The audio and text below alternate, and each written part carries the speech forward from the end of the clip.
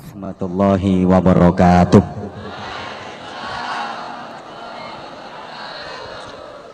Bismillahirrahmanirrahim.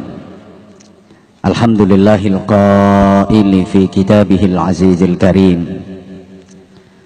Ya ayyuhalladzina amanu taqullaha wal tanzur nafsum ma qaddamat lighad.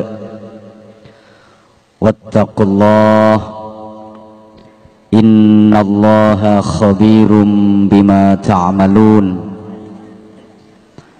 Asyhadu an la ilaha illallah wahdahu la syarikalah wa asyhadu anna Muhammadan abduhu wa rasuluhu la nabiyya ba'dah. Allahumma shalli wa sallim wa barik ala man fihi uswatun hasanah Sayyidina wa maulana Muhammadin sallallahu alaihi wasallam, sahibi syafa'ah, wa ala alihi wa ashabihi wa tabi'in wa man tabi'ahum bi ihsanin ila yaumil qiyamah. Subhanaka la ilma lana illa ma 'allamtana innaka antal alimul hakim. Rabbi shrah li sadri wa yassir li amri wahlul 'uqdatam min lisani yafqahu qawli waj'al li waziran min ahli. Rabbana iftah bainana wa baina qaumina bil haqqi wa anta khairul fatihin. Rabbana atina min ladunka rahmah wa hayyi' lana min amrina rasyada. Amma ba'du. Jinabal kurama, para alim, ulama, para kiai, para ustadz, para sesepuh yang kita takwimi, segenap pengurus cabang istimewa Nahdlatul Ulama Korea Selatan, berikut banom-banomnya, seluruh pendukung majelis dan forum silaturahim hari ini yang tanpa saya sebut semuanya sudah tertera di banner. Semuanya yang kita hormati, bil khusus sahabat-sahabat Ansor, sahabat-sahabat Banser, sahabat-sahabat pengurus Masjid Al-Barokah, dan teristimewa ketua dan segenap pengurus KMP, Komunitas Merah Putih, yang menaungi paguyuban dari berbagai daerah, yang saya banggakan dan mudah-mudahan istiqomah dalam beriman, dalam beribadah, mencintai negeri tercinta Indonesia, menjaga keutuhan NKRI, dan terutama sekali mempererat persaudaraan sesama warga negara Indonesia yang di Korea Selatan ini. Amin Allahumma. Sehingga saya salut, saya bangga KMP, Komunitas Merah Putih, mudah-mudahan bisa meningkat menjadi komunitas muslim pilihan. Jangan sampai KMP komunitas make putau, apalagi KMP komunitas main perempuan.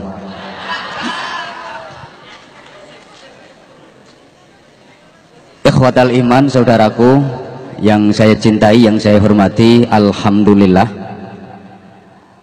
Allah Subhanahu wa ta'ala masih mengkaruniakan kepada kita berbagai macam kenikmatan, nikmat Islam, iman, kesehatan, kesempatan, kekuatan, dan insya Allah keikhlasan, sehingga hari ini kita dapat sama-sama hadir di majelis yang mulia ini. Insya Allah merupakan tanda bahwa memang kita semua yang hadir di majelis ini dikehendaki Allah untuk menjadi orang-orang yang baik. May yuridillahu bihi khairan yufaqqihhu fiddin. Siapa yang dikehendaki Allah untuk menjadi orang baik, maka difahamkan atau ada upaya untuk memahami agama. Siapapun yang oleh Allah dikehendaki untuk menjadi orang baik, itu difahamkan tentang agama, ada upaya untuk memahami agama. Terlebih Rasulullah Shallallahu Alaihi Wasallam menyatakan, man salaka tariqan yaltamisu fihi ilman sahhalallahu lahu tariqan ilal jannah. Siapa yang menempuh jalan guna untuk mempelajari ilmu Allah, menuju ke majelis ilmu, maka dimudahkan baginya jalan menuju ke surga. Semakin rajin datang ke majelis ilmu, semakin sering ikut pengajian, semakin mudah jalan menuju ke surga. Oleh karena itu, mari para jamaah kita gunakan sebaik-baiknya waktu yang diberikan Allah Subhanahu wa Ta'ala di sisa-sisa umur kita ini untuk selalu melakukan perbaikan menuju kebaikan agar kita mendapatkan yang terbaik. Saya ulang, karena kelihatannya belum pada konsentrasi, apalagi yang sebelah sana masih terpesona memandang saya. Mari kita gunakan sebaik-baiknya waktu yang diberikan oleh Allah di sisa-sisa umur kita ini untuk selalu melakukan perbaikan menuju kebaikan agar kita meraih yang terbaik. Tolong nanti dicatat di status Facebook masing-masing. Waktu itu sangat berharga dan mahal sekali. Sayyidina Ali menyatakan, al-waqtu kas-saif. Waktu itu seperti pedang. Jadi kalau digunakan dengan baik dan benar, pedang itu sangat bermanfaat untuk melindungi sang pemilik. Tapi kalau sembrana, sembrono itu loh, sakarepku, dia bisa membahayakan dan mencelakakan sang pemilik sendiri, bisa menggores tubuhnya atau bahkan memenggal lehernya. Orang bijak mengatakan, orang yang sukses itu adalah mereka yang pandai memanfaatkan kesempatan. Berarti orang yang tidak pandai memanfaatkan kesempatan selamanya akan jadi orang gagal. Yang sukses adalah mereka yang pandai memanfaatkan kesempatan. Dan perlu diingat saudaraku, kesempatan itu datangnya cuma sekali, kemudian dia tidak akan pernah datang kembali. Kalaupun ada kesempatan lagi, itu sudah kesempatan yang baru. Bingung ya wis. Kesempatan itu datangnya cuma sekali dan tidak akan pernah datang kembali. Kalaupun ada kesempatan lagi, itu sudah merupakan kesempatan yang baru. Understand? Dan waktu itu termasuk kesempatan. Dalam sebuah hadis yang agak panjang diceritakan, hadisnya saya nggak hafal, nggak usah diketawain. Saya itu kalau nggak hafal ya ngaku nggak hafal, daripada saya nggak hafal memaksa-maksa untuk ngafalin malah salah, saya bacanya keliru. Kalau nggak hafal saya bilang nggak hafal. Saya kalau goblok ngaku saya goblok. Timbangannya koyok sampean aslinya goblok tapi macak pinter ngono, malah bingung no wong. Atau mondok atau ngaji nggak paham mantek balaghah usul fikih mustalah hadis, cobae kelengsreh lemah. Sorbane 2700 meter, tasbih kelopo direntengi, apal dalil telu angger pedho uang itu dalili qala ta'ala. Nah, saya kalau nggak hafal ya bilang nggak hafal, tapi pengertiannya saya paham. Nah, itu hadis menceritakan bahwa matahari itu setiap terbit di pagi hari, dia selalu berkata pada kehidupan. Begini kata matahari waktu terbit di pagi hari pada kehidupan itu. Wahai kehidupan, sesungguhnya aku adalah makhluk yang baru. Sesungguhnya aku adalah waktu yang baru. Maka manfaatkan aku sebaik-baiknya, jangan pernah sia-siakan aku, karena aku tidak akan pernah kembali sampai kiamat nanti. Artinya para jamaah, pagi tadi bukan pagi yang kemarin. Sapa ngomong wis suwe mau? Saya nyilih lambemu dulu. Mungkin serius-serius ngono wis suwe. Pagi besok juga bukan pagi tadi, walaupun rasanya sama, namanya juga sama, pagi, tapi esensinya berbeda. Aku ngene iki karepku ya ben rontok gaya, sampean-sampean barang ya biar nggak kelihatan terlalu katrok gitu loh, nganggo bahasa yang ya tiru wong pinter-pinter itu loh. Siang ini bukan siang yang kemarin, yo, dan siang besok juga bukan siang ini, walaupun rasanya sama, namanya sama, siang, tapi substansinya berbeda. Makasih. Sama lek gak ngerti esensi substansi itu nggak literasi bareng gue loh. Maka orang sukses itu adalah orang yang bisa memanfaatkan waktu dan kesempatan dengan sebaik-baiknya. Lah kalau orang tidak bisa memanfaatkan waktu, tidak bisa memanfaatkan kesempatan dengan baik, pasti gelo. Gelo itu bahasa Inggrisnya the getun. Dia pasti nyesel, kecewa, campur bingung. Nah ini disederhanakan dalam bahasa Jawa dengan istilah gelo.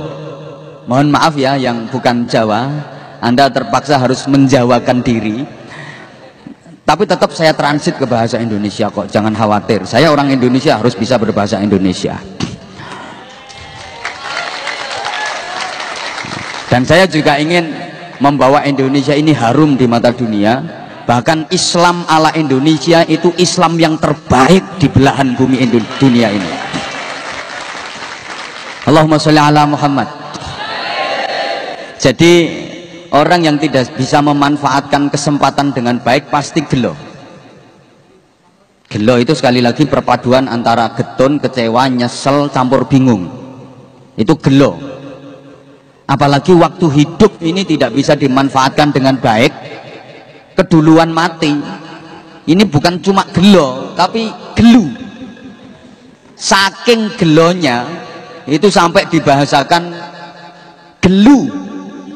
Maka mohon maaf, tanah yang dipakai ganjelnya mayit di kuburan itu oleh orang Jawa disebut gelu. Itu jumlahnya ada 7 itu. Tanah kan mayit kalau di kuburan itu biar nggak nggoling dikasih ganjel dari tanah. Ane bocah nom-nom ngarani yo kek ngono. Dikek ben gak nggoling. Tapi para sepuh dulu mengajarkan itu disebut gelu. Nah jumlahnya 7. Kalau cuma 1 gelu, tapi kalau 7 digabung-gabung kan jadi panjang. Gelu banget, saking gelonya sampai gelu tumpuk pitu. Gelu emang bener, orang kalau sudah mati itu pasti gelo. Yang mati tua ya gelo, yang mati masih muda ya gelo, yang mati belum nikah gelo, yang mati wis nikah ping 7 ya gelo. Makanya gelo. Ya, gelu itu ada filosofinya kok memang. Kata orang Jawa kalau sudah mati itu gelu, semua amal ibadahnya tugel pahalanya kecuali telu, terputus semua kecuali 3. Idza mata ibnu adam in qata'a amaluhu illa min salasin, shadaqatin jariyatin aw ilmin yuntafa'u bih aw waladin shalihin yad'u lah. Situ kok mantuk-mantuk wis ngerti artine. Gak ngerti aja mantuk-mantuk bingung no wong ngono. Niku jenenge wong goblok macak pinter ya ngono kuwi.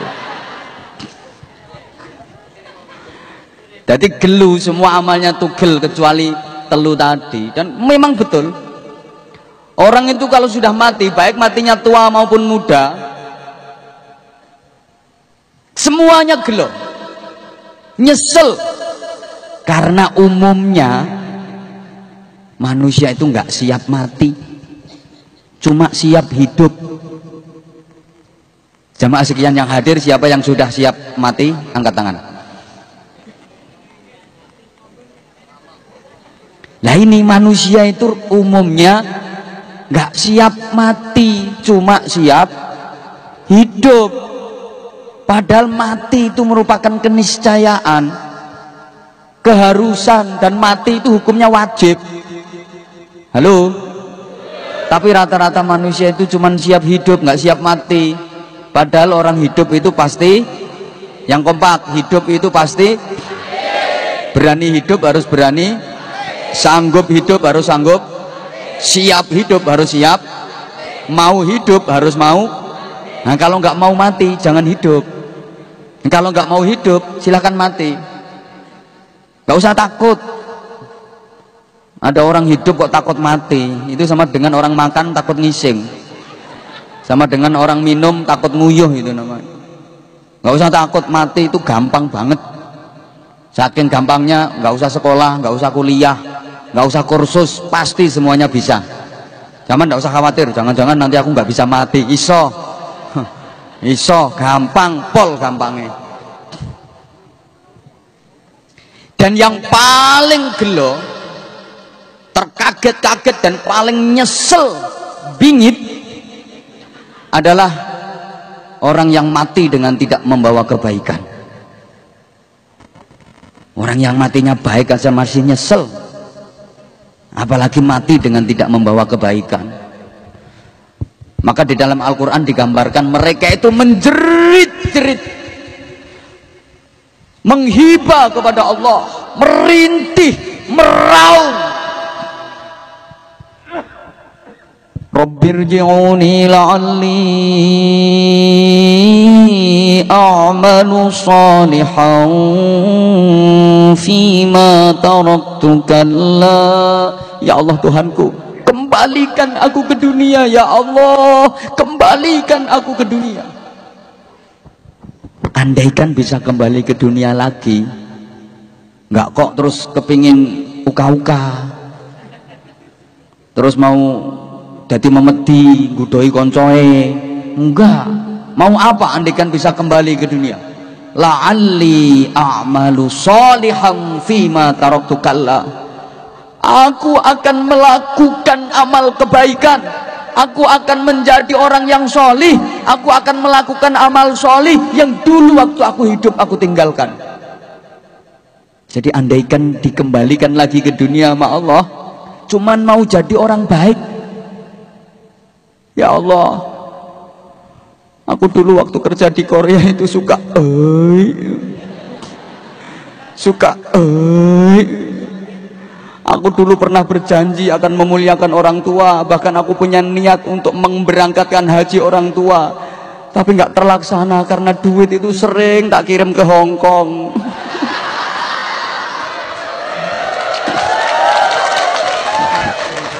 Sing tepuk tangannya ketoke kulino. Ya Mas. Halo.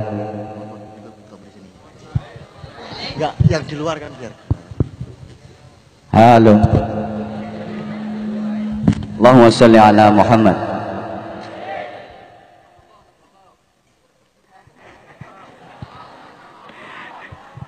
Delapan lima dua. Apal aku sering ngaji nang kono nah. Saya itu 2 bulan sekali ke Hong Kong, bahkan kadang-kadang nggak sampai 2 bulan. Kayak besok ini November, Desember ngaji di sana, jamaahnya banyak. Kan yang ngefan ke aku banyak banget. Ini andaikan bisa kembali ke dunia, cuman kepingin melakukan amal soleh. Jadi nggak bener ya kalau ada yang bilang, wah itu orang waktu hidup nakal banget, beling, betik, nggak pernah ibadah, tukang maksiat. Dia mati, sekarang balik lagi terus jadi arwah gentayangan, terus jadi kuntilanak. Nggak bener. Andaikan bisa kembali ke dunia, cuman mau jadi ahli ibadah, dia ngapain jadi sundel bolong, kurang kerjaan. Nah, amal soleh itu amal yang sesuai dengan ketentuan Allah, amal yang mendatangkan ridha Allah. Kayak pengajian, ini amal soleh. Sedekah, zikir, apapun itu bentuk zikir yang merupakan amal soleh. Baca Quran, sholawat, tasbih, tahmid, istighfar, dibaca sendiri-sendiri atau digabung dalam satu bentuk yang namanya tahlil. Amal soleh wong itu gabungan. Nah, ono sing ngarane bid'ah syirik ya biarkan wong cocot-cocotnya sendiri ya.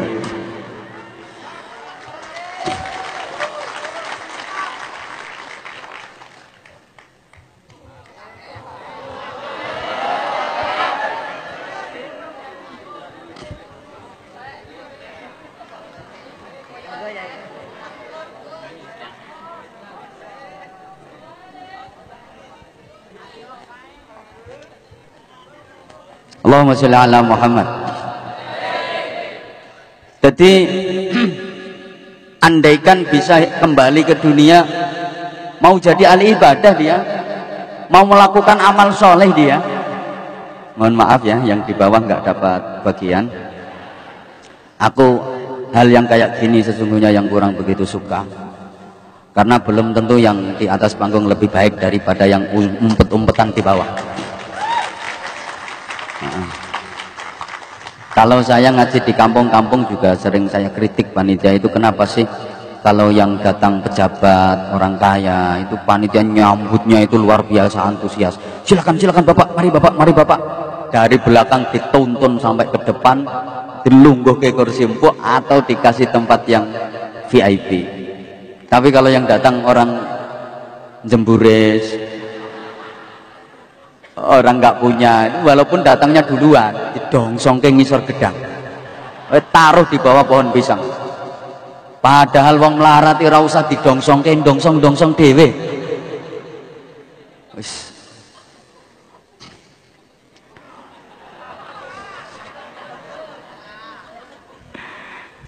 Dan sungguh itu benar. Mendak maksudku yang saya sampaikan ini. Dulu waktu aku lupa, dulu waktu aku masih hidup aku tinggalkan. Padahal kesempatan untuk melakukan amal soleh sangat banyak, terbuka lebar. Buktinya saudara-saudaraku yang lain bisa, tapi kenapa aku tidak? Jaluk dibalik ke urip nang donya, dijawab karo malaikat, al-kasebu. Jare malaikat karo dijegukin ndase. Lembien sing mbok pikir lho apa? Nah, kalau Al-Quran sudah menyatakan ini tidak terbantahkan. Bismillahirrahmanirrahim. Alhaakumut takatsur. Kalian dilupakan dengan at-takatsur. Akeh-akehan dunya. Numpuk-numpuk harta, numpuk-numpuk kekayaan, itu banyak melupakan kalian dari mengingat Allah, banyak melupakan kita manusia dari beribadah. Memang harta itu salah satu fitnahnya kan at-takatsur. Jumlahnya yang bikin fitnah, bukan manfaatnya yang dipikirkan, apalagi kehalalannya. Tapi yang penting jumlahnya banyak. Yang penting aku dapat, yang penting aku menang, yang penting banyak. Perkara caranya bagaimana gak penting, perkara dapatnya harta itu dari mana gak penting, perkara itu nipu, perkara itu renten, perkara itu nyuri, perkara itu korup, gak penting. Yang penting banyak, bukan manfaatnya. Itu yang bikin fitnah. Padahal perlu diketahui jamaah sekalian, harta kita dinilai Allah itu bukan dari sisi jumlahnya, tapi dari manfaatnya. Lah kita kalau dikasih tahu manfaatnya harta, biasanya kita menghindar. Halo? Kalau diarahkan ke hal-hal yang manfaat, biasanya malah menghindar. Memang kita itu ya difitnah oleh harta.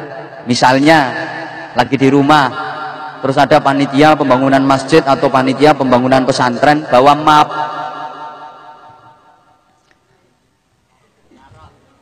Baru mau belok ke rumah, itu dari rumah udah tarian meneh. Begitu panitia sampai di depan pintu, assalamualaikum, nggak dijawab. Emang sengaja delik kayak jere cah mau.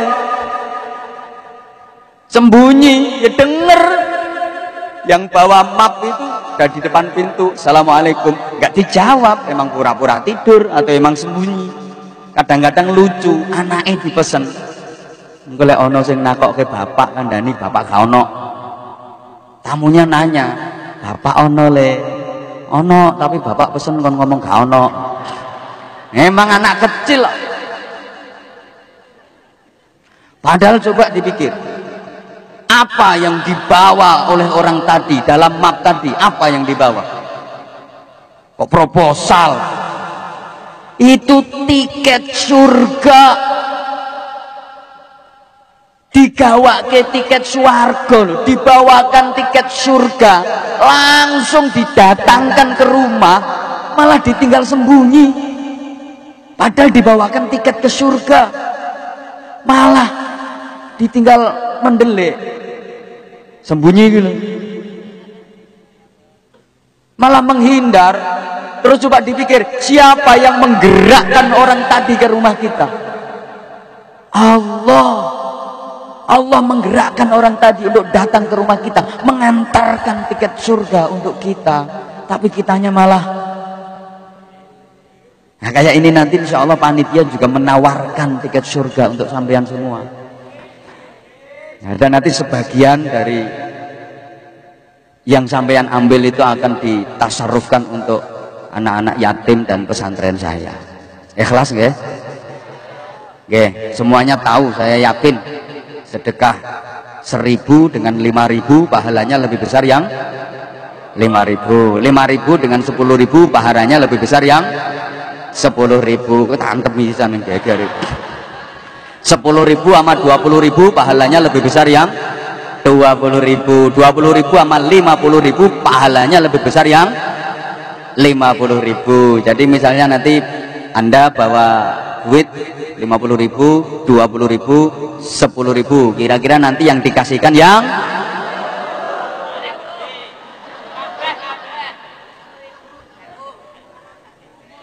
sewu yang jaluk susuk swargane mbahmu.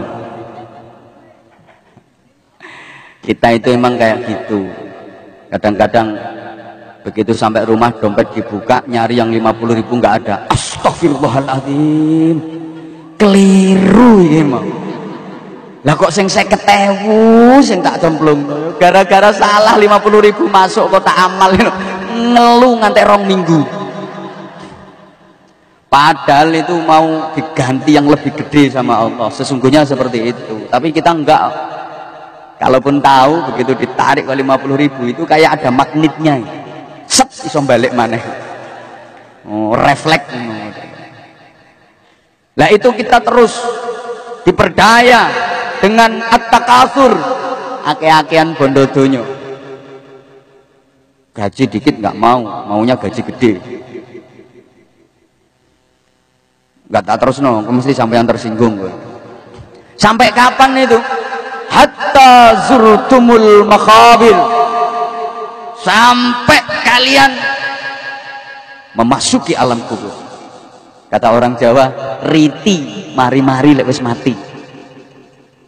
Jadi yang urung diujur no ngalor, patok iloro, belum sembuh-sembuh. Nanti kalau udah mujur ngalor, patok iloro baru waras. Tapi terlambat. Makanya saya pernah sampaikan dikai patok loro gawe tenger, patok siji jenenge tenger, patok loro jenenge tenger-tenger. Siapapun nanti kalau udah mati pasti tenger-tenger. Mesti tenger-tenger. Sopo ae, gak percaya, monggo berangkat riyen Gusulin, monggo. Nah, nanti kalau betul anak buahnya banter-banter dikasih tahu semua. Kasih instruksi dari sana bahwa memang ternyata di sana itu tenger-tenger semua isinya. Apa yang dibawa, apa yang bisa menyelamatkan, siapa yang menemani, tenger-tenger semua. Pasti itu isinya. Makanya Allah mengecam, kalla saufa ta'lamun. Besok ya. Maka jangan begitu, jangan takasur, jangan takasur sebelum terlambat zurtumul makhabir. Kalla saufa ta'lamun. Jangan begitu kelakuanmu. Nanti kamu akan melihatnya.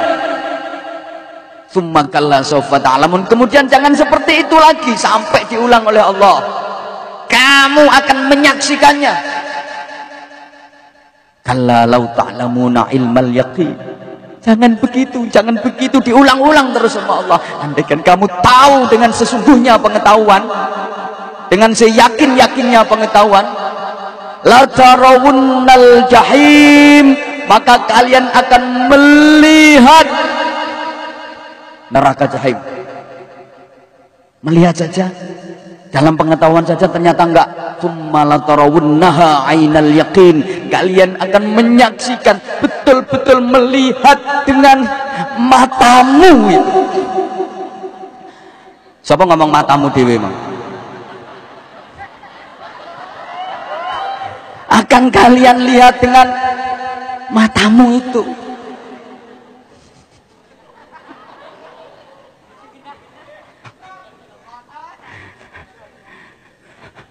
Ben cetok, gak ngono gak jelas, gak dibolan-baleni.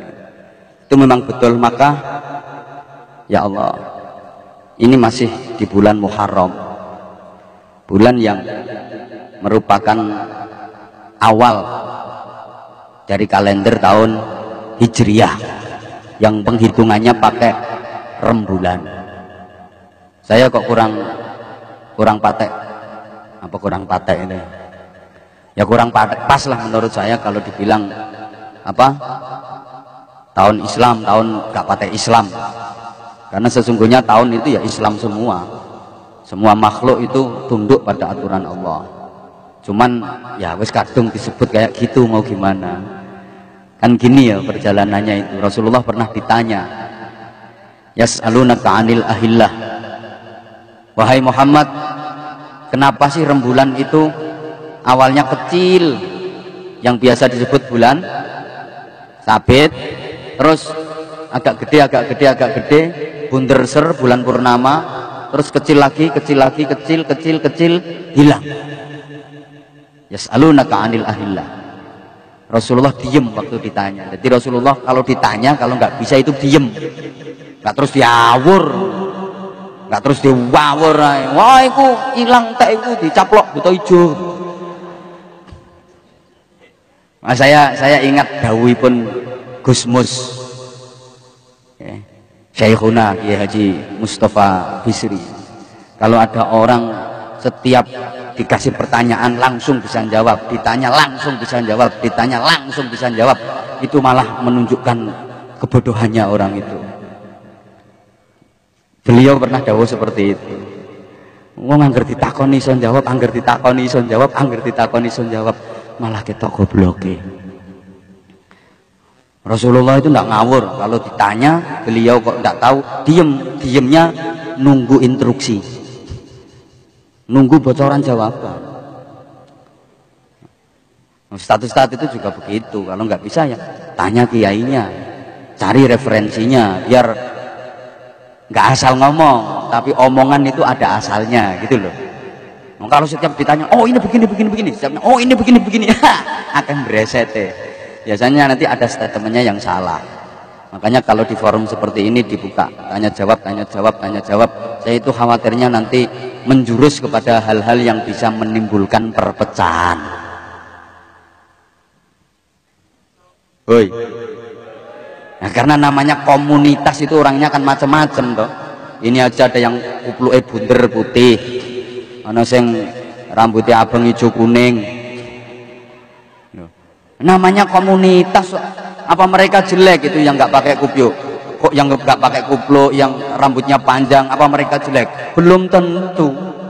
Jangan menilai seseorang dari luarnya. Kelihatannya luarnya semerawut kayak gitu, cuman nggak ngerti dalamnya lebih parah.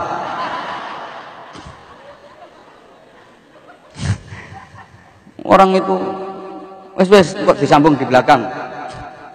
Nah, iya. Terus turun wahyu. Bul hiya mawaqitu linnasi wal hajj.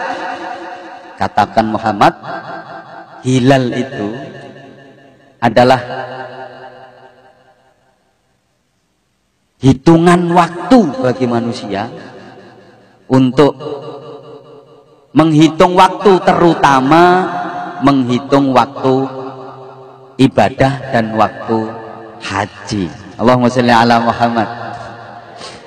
Ringkesnya begini, akhirnya kita tahu kalau matahari itu untuk menghitung waktu musim, tapi kalau rembulan itu untuk menghitung waktu ibadah, terutama ibadah tahunan kayak ibadah haji dan ibadah puasa Ramadan. Jadi leh arep nandur, kalau mau bercocok tanam, lihat matahari, pakai hitungan matahari.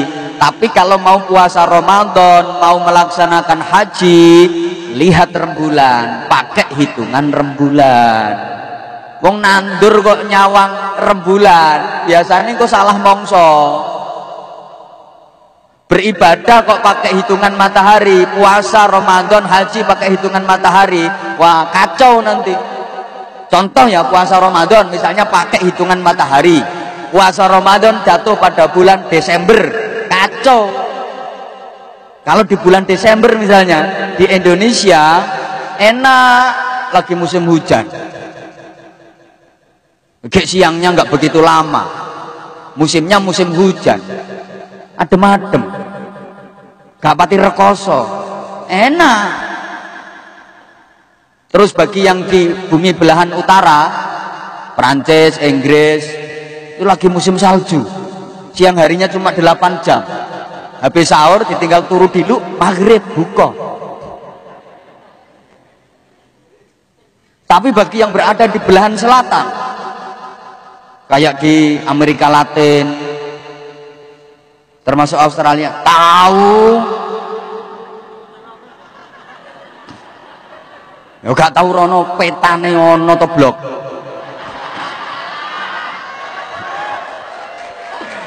Modele wong saiki diomongi tahu rono ya. Modele mau lihat dari peta kan ada. Lha iki lho bedane wong cerdas karo wong oon ngono kuwi. Lah kalau di belahan bumi bagian utara sana, bulan Desember itu siang hari bisa sampai 20 jam. Rekoso banget no posone. Gitu loh. Maka sekali lagi sesungguhnya matahari untuk menghitung waktu musim, kalau rembulan untuk menghitung waktu ibadah. Jadi mulai sekarang Panjenengan semua saudaraku ndak usah bilang wah ini Islam, ini ndak Islam, wah ini tahun baru Islam, ini tahun baru Kristen. Ojo srengenge kok ndak nangis. Wah aku Islam mau di Kristen-Kristeno. Embo. Ra paham yo ben. Nah, waktu baru dalam Islam itu sesungguhnya bukan tahunan. Setahun sekali diperingati peringatan tahun baru. Waktu baru dalam Islam itu sesungguhnya harian. Setiap hari merupakan waktu baru. Makanya setiap bangun tidur kita disuruh bersyukur. Doa bangun tidur itu kan diawali dengan syukur. Alhamdulillah. Gue rapal soalnya tangi itu jam birai. Jadi yang yo pengalaman, yang tak ceritake iki pengalamanmu. Yo pengalamanku barang yo. Wes ben lega. Apa cah? Ben lega yo aku barang yo ngono yo. Jadi bukan cuman setahun sekali yang diperingati, yang dialhamdulillahi, tapi setiap hari. Maka Rasulullah mengajarkan setiap bangun tidur kita disuruh berdoa, alhamdulillahilladzi ahyana ba'dama amatana wa ilaihin nusyur. Itu kalau bangunnya sebelum subuh. Tapi kalau udah jam 9 setengah 10 baru bangun, innalillahi wa inna ilaihi rajiun. Loh, kita bangun tidur aja alhamdulillah. Yang dialhamdulillahi bukan kok semalam bisa tidur dengan nyenyak, semalam tidurnya lelap, apalagi ketemu sama dia yang lagi di 852 sana. Bukan itu yang dialhamdulillahi, bukan tidurnya. Kalau tidur nggak perlu dialhamdulillahi. Tidur itu nggak bernilai. Melek turu ora mati ora urip ora kok. Enggak hidup, enggak mati itu orang tidur itu. Layamutu walayah yang enggak mutu ngabisin biaya kok. Bukan kok tidurnya itu yang dialhamdulillahi, tapi yang dialhamdulillahi adalah alladzi ahyana. Kita diberi kesempatan untuk hidup loh, ini yang dialhamdulillahi. Kesempatan hidup ini mahal. Allahumma sholli ala Muhammad. Saudaraku, banyak di antara saudara kita yang sudah tidak mendapatkan kesempatan hidup. Bahkan ada saudara-saudara kita yang lagi kerja, karena kecelakaan kerja mereka sudah tidak memiliki kesempatan hidup. Betul? Maka keamanan juga harus perlu kita waspadai, kita antisipasi, dan kita ikhtiari secara maksimal. Siapa sih yang ingin kecelakaan kerja? Semuanya juga nggak ingin. Berarti kan perlu kehati-hatian. Jangan lupa kalau mau kerja berdoa. Biasanya kan enggak. Apa mana gajinya telat. Gajinya di Korea ini sudah tinggi loh. Tapi rata-rata yang masih 10 koma. Artinya asal tanggal 10 pasti udah koma. Ya kakean sing dikirim 852. Tiap tanggal 10 mesti koma. Embo.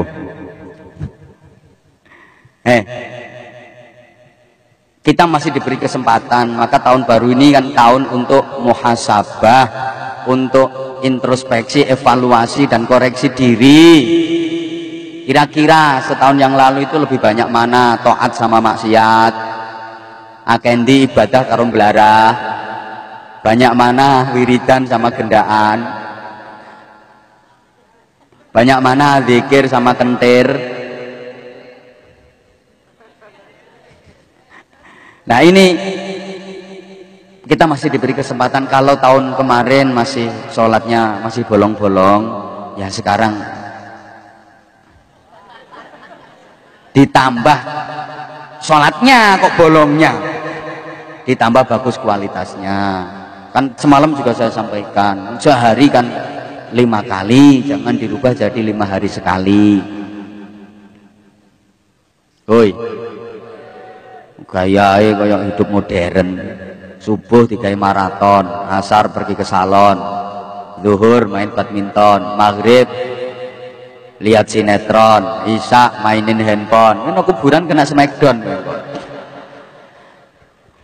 Kok kalau tahun kemarin masih banyak dosa, nah sekarang saatnya taubat. Taubat itu harus selalu digalakkan. Karena apa? Karena mohon maaf, namanya manusia itu pasti banyak kesalahan. Kullu bani Adam khata'un, semua manusia itu banyak salahnya. Termasuk yang di atas panggung ini. Ya. Termasuk yang ngomong, heeh. Wa khairul khata'in at-tawwabun. Sebaik-baik orang yang banyak salah itu yang mau bertaubat. Yang tidak punya salah itu cuma Rasulullah Shallallahu Alaihi Wasallam. Orang takwa itu bukan ke orang yang nggak pernah salah, bukan orang yang tidak pernah dosa. Orang yang takwa itu juga orang yang pernah berdosa, tapi dia cepat-cepat bertaubat.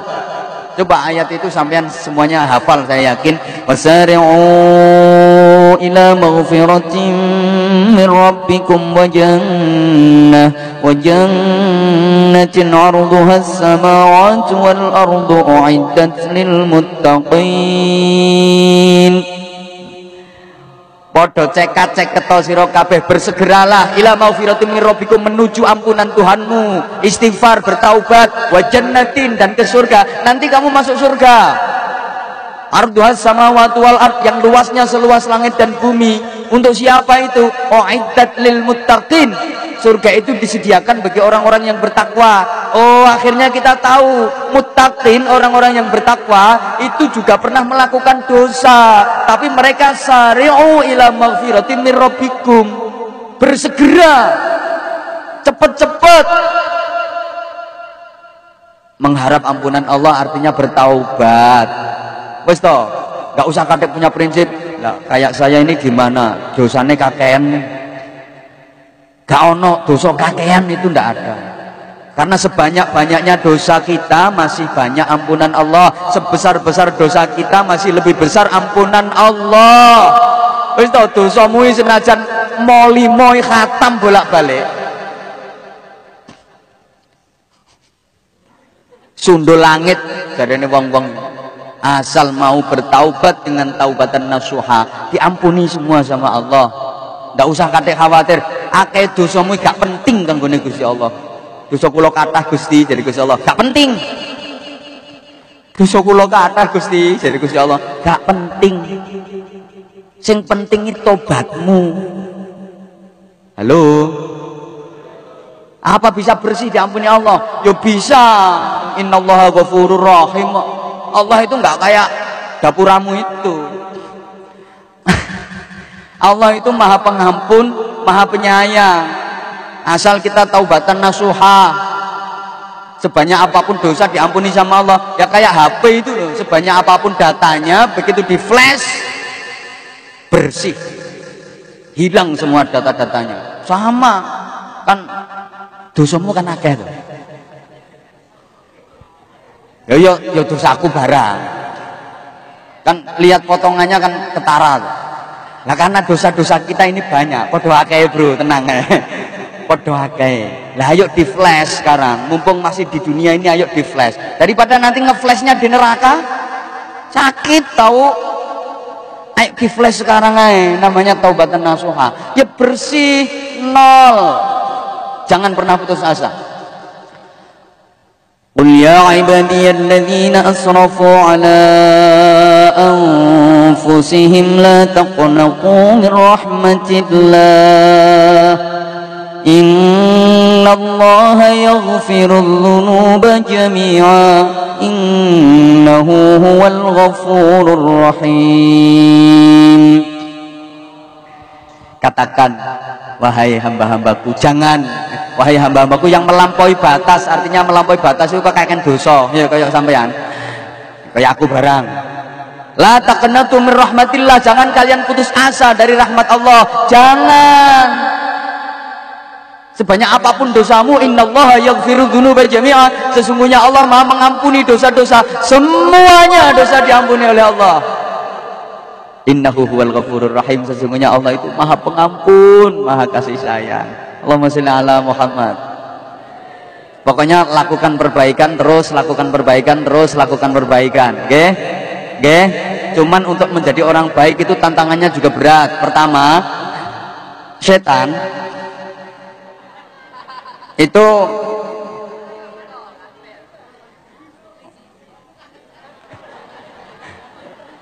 setannya protes ya. Coba namanya setan nggak mau tak arahkan ke sana, itu selalu berupaya menggoda orang-orang baik.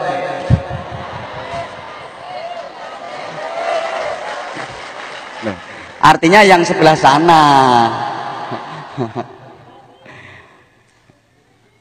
Setan itu tidak rela kalau manusia itu jadi baik, karena setan udah bersumpah fa bima aghwaytani la uzayyinanna lahum fil ardi wal aghyadhum ajma'ina illa ibadaka minhumul mukhlasin.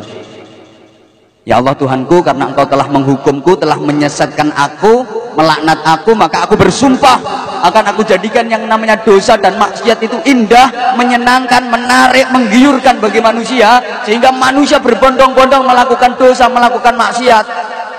Mereka semuanya akhirnya tersesat sebagaimana aku yang tersesat. Maka jangan heran dosa maksiat itu menggiurkan, indah, menggiurkan. Kayak renten nganakno duit, indah, menggiurkan. Menghutangi sedikit balik oke, ngutangi jam bayarnya cagak listrik ngono. Enak banget. Menggiurkan, korupsi menggiurkan, algendaan yang menggiurkan ya, kayak minuman teh, kopi, susu, jahe enak sesungguhnya, tapi sama setan yang dibikin menggiurkan itu malah ciu. Disebut ciu itu karena ketika dicuket tutup botolnya kan ciu, makanya dicuket putus suarane ciu, makanya dinamakan. Ora usah ales, penggaweanmu ngono kok. Gayae ales ae. Lek ana takmir masjid, pengurus masjid teko botole pinggirno kabeh. Arepe nang minggat. Aku sapal kelakuanmu ngono. Gak apa-apa kaitane ngono, gak apa-apa. Ngono wis kadung tobat. Lebih baik mantan pemabuk daripada mantan ustad.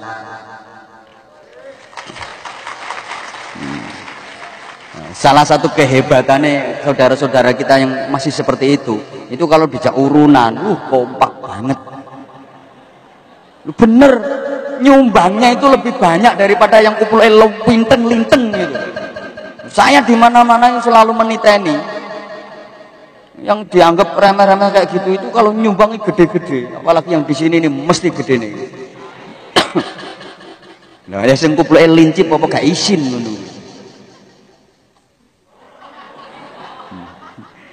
Ya, sorry bro, sorry. Lo ini fakta. Terus begecil ngono ku lo kapan senenge ini gak dilem wayang ngene iki. Allahumma sholli ala Muhammad. Ya Allah, emang upaya setan itu seperti itu. Nah, sekarang saya meneruskan sedikit materi yang saya sampaikan semalam untuk menjadi manusia yang baik. Pertama harus punya dasar iman yang kuat. Maka fase dakwahnya Rasulullah ketika di Makkah selama 13 tahun itu penanaman akidah, penguatan iman. Sesungguhnya sudah berhasil, bukan berarti di Makkah Rasulullah nggak berhasil, maka terus kemudian hijrah pindah ke Madinah. Ini salah satu hikmahnya. Di Makkah sesungguhnya berhasil menanamkan akidah, iman yang sangat kokoh. Sampai Yasir itu sekeluarga demi mempertahankan akidah itu dibunuh satu keluarga, dibakar hidup-hidup. Suruh kembali syirik nggak mau, suruh kembali murtad nggak mau, demi mempertahankan akidah. Bagaimana Bilal bin Rabah yang disiksa majikannya, dijeretkan batu besar ke dadanya agar kembali syirik, nggak mau dia. Walaupun cuman bilang ahad, mau baca qul huwallahu ahad itu belum bisa. Cuman ahad. Kalau Anwar Zahid ya qul huwaile. Ahad demi mempertahankan akidah. Malah ada sahabiah, seorang perempuan yang mempertahankan iman dan akidahnya itu disiksa dengan siksaan yang enggak manusiawi. Kedua tangan kakinya diikat masing-masing. Kaki kanan, tangan kanan diikat sendiri pakai rantai besi, kaki kiri tangan kiri diikat sendiri pakai rantai besi, kemudian ditarik sama kuda. Yang sebelah kanan ditarik kuda kenceng ke arah kanan larinya, yang sebelah kiri ditarik kuda kenceng larinya ke arah kiri. Dua-duanya narik sampai tubuhnya terbelah jadi dua. Kak, nggak usah bayang nanti sing suwek, pokoknya terbelah jadi dua. Jadi apa sing demi mempertahankan iman, demi mempertahankan keyakinan loh, sampai segitunya loh, berhasil. Tapi maaf, Islam itu bukan cuman vertikal saja, bukan cuma ngurusi yang hubungan manusia dengan Tuhannya Allah Subhanahu wa Ta'ala, tapi Islam itu juga membangun hubungan antar sesama manusia horizontal, bahkan hubungan manusia dengan lingkungan itu juga diatur dalam Islam. Halo, kok diem, ono rupa gak ono suarane, entoti ono suara gak ono rupa ngene. Hoi, jadi kalau agama lain mungkin yang dinamakan agama itu kan hubungan antara manusia dengan Tuhannya. Tapi Islam memandang agama bukan hanya seperti itu, bukan cuma vertikal hubungan antar manusia dengan Tuhannya Allah Subhanahu wa Ta'ala. Hubungan sesama manusia ini juga agama, hubungan dengan lingkungan ini bagian juga dari agama. Lah, untuk membangun komunitas masyarakat yang baik di Makkah itu kesulitan, bahkan belum memungkinkan. Kenapa? Selalu diintimidasi sama tokoh-tokoh kafir waktu itu. Wong, jangankan kok pengajian seperti ini ya, mau ngaji saja sembunyi-sembunyi. Zaman itu Rasulullah di rumahnya Arqam gitu, singit dan sembunyi-sembunyi, mau ngaji aja sembunyi-sembunyi, diintimidasi terus sama Abu Sufyan, Abu Lahab, Abu Jahal. Waktu itu Abu Gosok belum ada, terus diintimidasi. Makanya kesulitan membangun komunitas masyarakat yang baik, bersosialisasi, membangun sistem masyarakat yang baik, sistem pemerintahan kalau sekarang yang baik sulit, sehingga hijrah ke Madinah. Dulu namanya Yathrib. Nah, di Yathrib itulah Rasulullah membangun masyarakat politik. Halo, semua komponen dirangkul, bukan cuman yang Islam saja, yang non muslim, yang Nasrani, yang Yahudi, yang Majusi juga diajak untuk bergabung membentuk komunitas masyarakat yang namanya pemerintahan itu. Mereka juga dilindungi, hidup guyub rukun berdampingan dalam keberagaman. Nah, itu yang meraktekkan sak dunia gitu, Indonesia. Kita harus bangga dong dengan negara kita.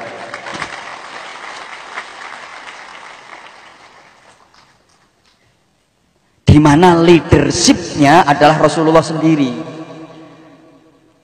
pemimpinnya terus saiki ya presidennya itu Rasulullah sendiri. Jadi Rasulullah itu ya nabi, pendakwah, beliau juga bakul, pedagang yang ulet, pebisnis yang sukses, sampai Sayyidah Khadijah terpesona sama Rasulullah sehingga melamar Rasulullah. Itu kan ya karena salah satu faktornya Rasulullah itu pebisnis ulung, masih muda, sukses, kaya raya, rakanya sampean.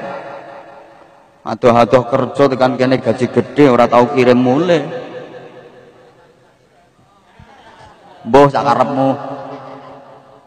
Kaya Rasulullah itu, orang nikah sama Sayyidah Khadijah itu maharnya 200 ekor unta merah. Masya Allah, nilainya ya 6 miliaran. Jadi nikah mas kawinnya 6 miliar. Oh, tonggomu ya 50.000 sak legreke.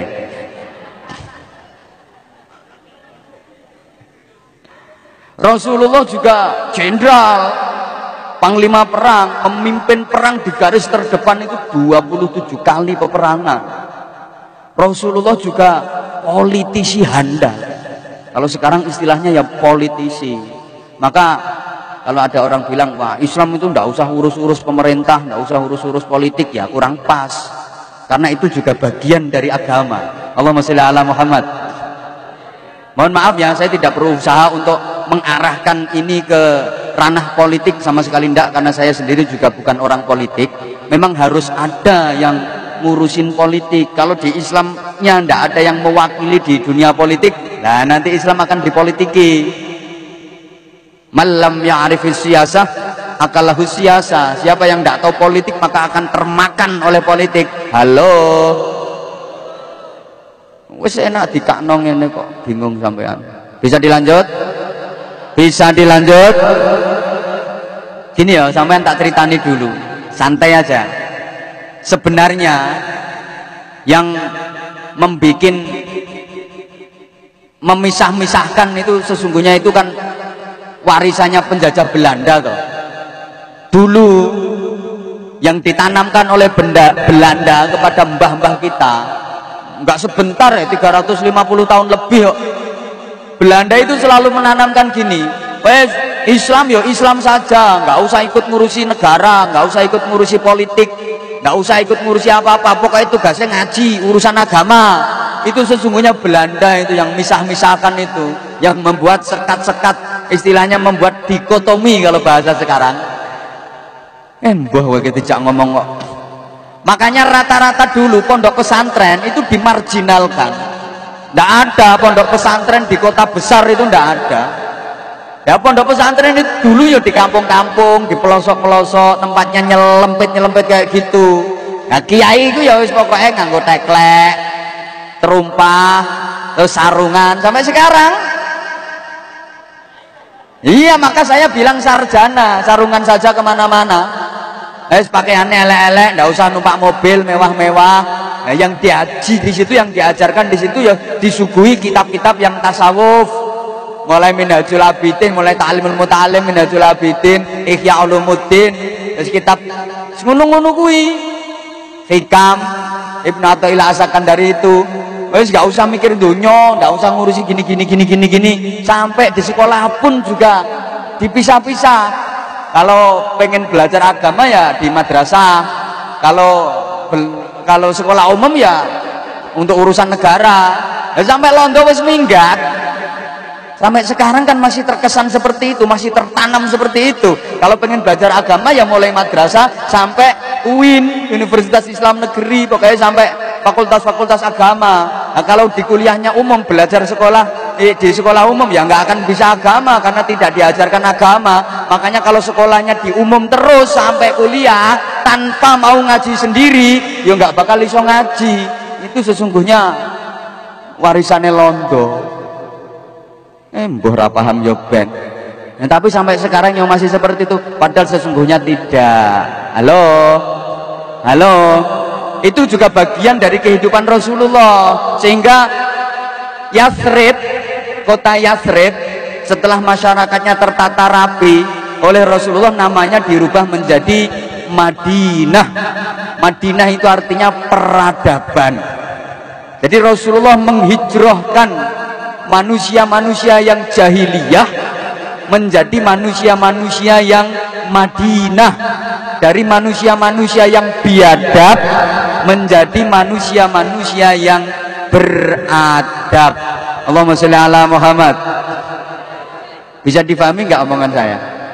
Nah, sekarang pertanyaannya, apakah pemerintah itu harus disestempel Islam? Apakah negara itu harus disestempel Islam? Jawabannya tidak harus. Mohon maaf ya. Jawabannya tidak harus. Kalau seluruh masyarakat itu semuanya beragama Islam dan semuanya sepakat, monggo menyetempel negara dengan Islam. Kalau satu negara itu penduduknya beragama Islam semua dan semua sepakat, silahkan. Tapi kalau tidak semua warga itu beragama Islam, nggak harus disestempel Islam. Yang penting pelaksanaan syariat Islam diberi kebebasan, bebas melaksanakan ibadah sesuai dengan aturan-aturan Islam. Perkara setempel, tak karep tuh wong setempel ae. Ini yang ditanamkan dakwahnya para wali tenanan, butuh wali-walian di negeri kita tercinta, di Nusantara. Halo, halo, ini yang harus kita pertahankan. Mohon maaf ya, karena sekarang udah mulai banyak yang mengusik, seakan-akan umat Islam itu harus hidup di negara Islam. Kalau tidak ada stempel Islamnya dianggap tidak Islami. Seakan-akan loh, ada yang seperti itu. Kalau tidak ada stempel Islam dianggap tidak Islami. Paham ya jenengan yang saya maksudkan ini? Mulai ada yang mengusik seperti itu. Halo, kan stempel itu kadang-kadang ya cocok dengan pengamalan, kadang-kadang nggak cocok. Ada yang stempelnya Islam, amalannya juga Islam. Ada yang stempelnya Islam tapi amaliyahnya tidak Islami. Ada yang stempelnya tidak Islam tapi amaliyahnya Islam. Padha karo wadahe black, wadah roti tapi isinya gorengan jagung. Woi, malah urung ditarik infak sudah buyar. Oh kongkepen. Oh rumahnya jauh. Ya. Oh kudu ngoyo. Allahumma sholli ala Muhammad. Dilanjut dulu nggih? Oke, tak kasih ya sedikit wawasan biar kita sama-sama paham, biar tidak terjadi kesalahpahaman apalagi gagal paham. Dan ini ada bukti kok saudaraku, ada bukti. Di negara-negara Arab yang semuanya negara Islam, taruhlah zaman urut mulai dari Afrika, Sudan, Somalia, termasuk Saudi Arabia, Yaman, Afghanistan, Syria, itu semuanya negara Islam. Halo, tapi apa yang terjadi? Perang saudara, sesama umat Muhammad saling membunuh. Coba, mohon maaf betul, sesama umat Muhammad saling membunuh. Di Syria yang di kitab-kitab itu namanya negeri Syam, kemarin kan sempat terjadi perang saudara. 250.000 lebih umat Islam yang mati terbunuh, dibunuh oleh umat Islam sendiri, padahal stempel negaranya Islam. Halo, itu udah mulai agak reda. Terus ada kelompok umat Islam yang tidak mau menerima sebuah negara, akhirnya membentuk negara sendiri secara ilegal. Gak usah disebutkan namanya, semuanya udah tahu kan. Kisruh sampai sekarang. Yang diajarkan oleh wali Yullah Islam ke Indonesia ini tidak melalui kekerasan tapi melalui kelembutan. Para wali yang mendakwahkan Islam ke Nusantara, ke Indonesia itu mereka bukan pejabat, juga bukan pegawai negeri, tapi rata-rata mereka pedagang. Di sambil dagang mereka lebih mementingkan kepentingan umat daripada kepentingan sendiri. Makanya sukses barokah sampai sekarang. Allahumma sholli ala Muhammad. Berpijak pada ayat Quran di tengah-tengah yang ditulis merah itu, wal yatalattaf, dan berlembut-lembutlah kalian dalam beragama, dalam menyebarkan agama, dalam mendakwahkan agama. Sistemnya mereka lembut, nggak pakai kekerasan. Makanya jamaah sekalian, Belanda di Indonesia itu 350 tahun lebih menjajah Indonesia, mereka juga menyebarkan agama. Tapi agamanya Belanda tidak payu, nggak patek laku, soalnya londoy kereng.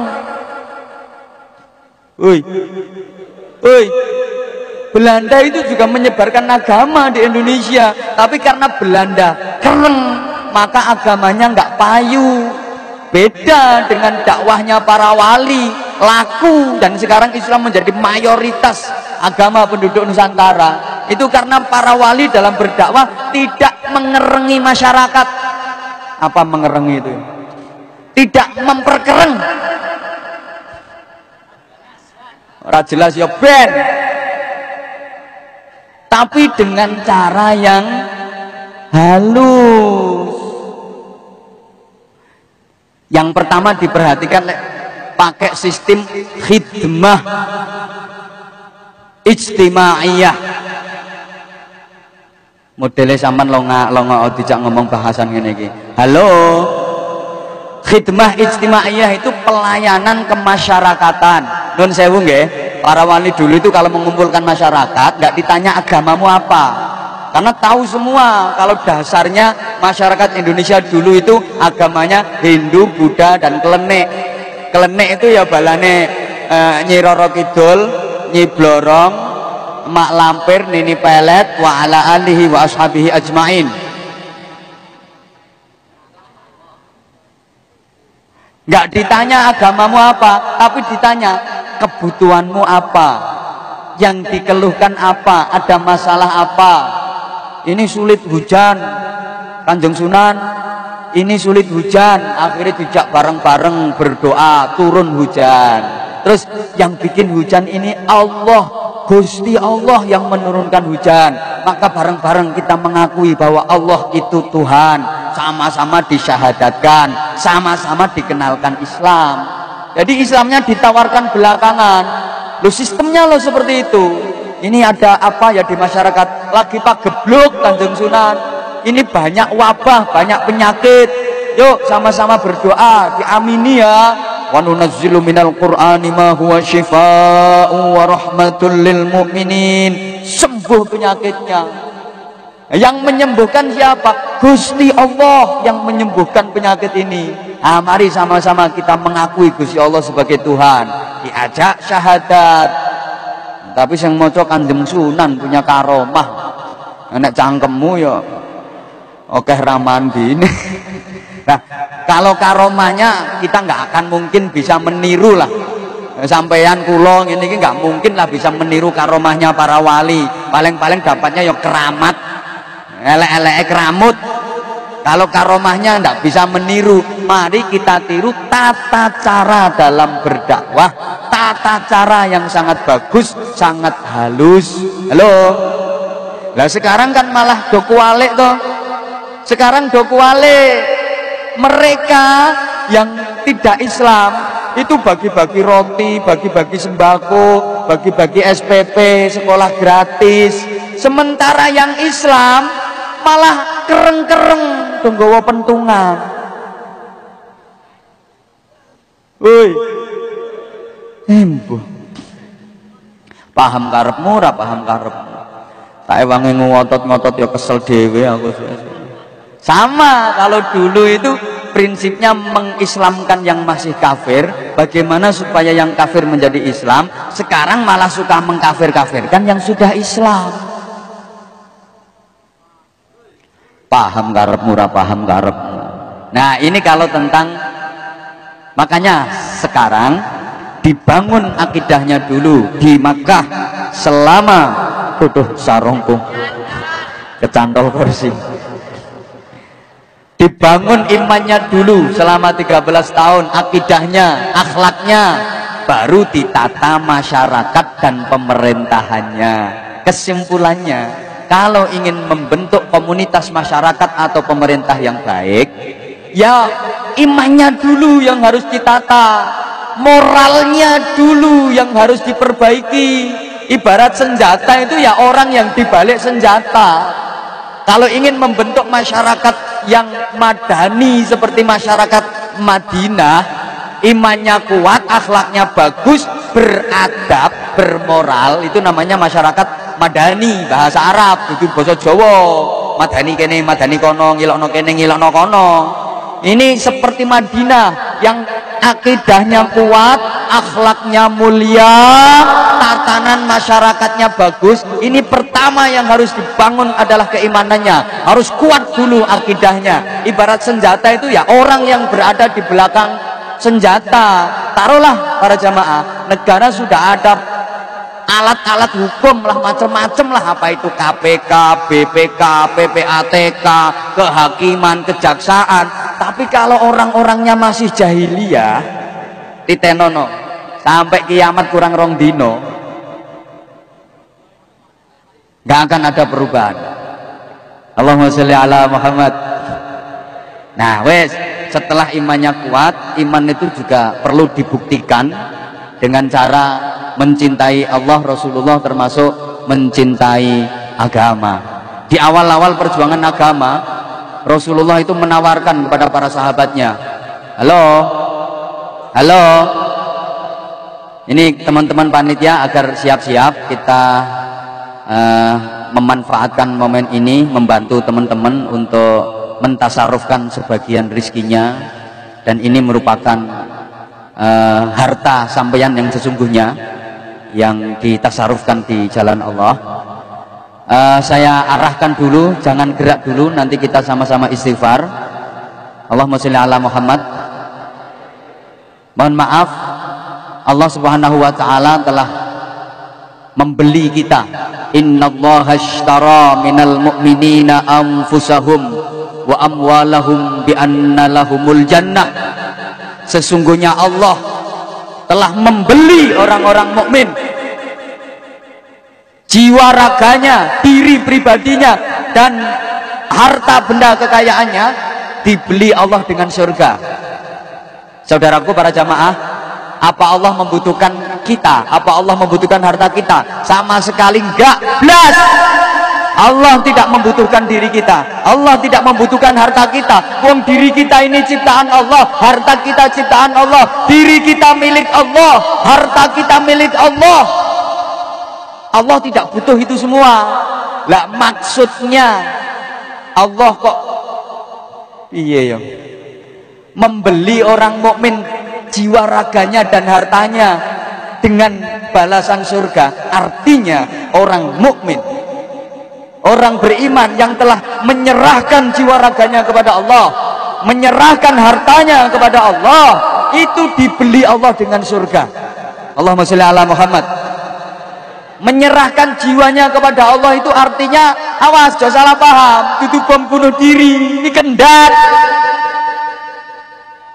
Artinya menempatkan diri kita ini di jalan yang sesuai dengan perintah Allah dan menjauhkannya dari hal-hal yang merupakan larangannya Gusti Allah.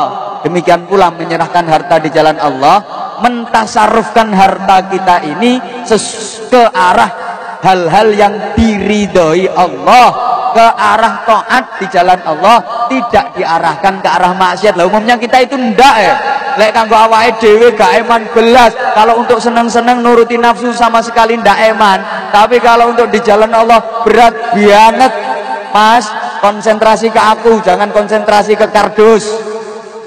Wis ana sing mikir, "Ha karduse kok sakmono gawedine." Engko sik bro, aja mlaku sik. Halo. Kita itu kan begitu toh. Kalau diajak ke masjid berat, tapi kalau diajak ke dangdutan semangat. Misalnya Anda punya duit 200.000 misalnya, terus ditawari satu pertandingan sepak bola antara Persibo Bojonegoro melawan Real Madrid.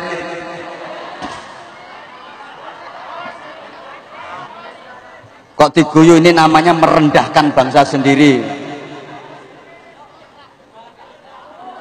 Ya, merendahkan bangsa sendiri. Mestinya harus bangga dong kalau misalnya Bojonegoro punya klub sepak bola yang bisa tanding sama Real Madrid dan menang.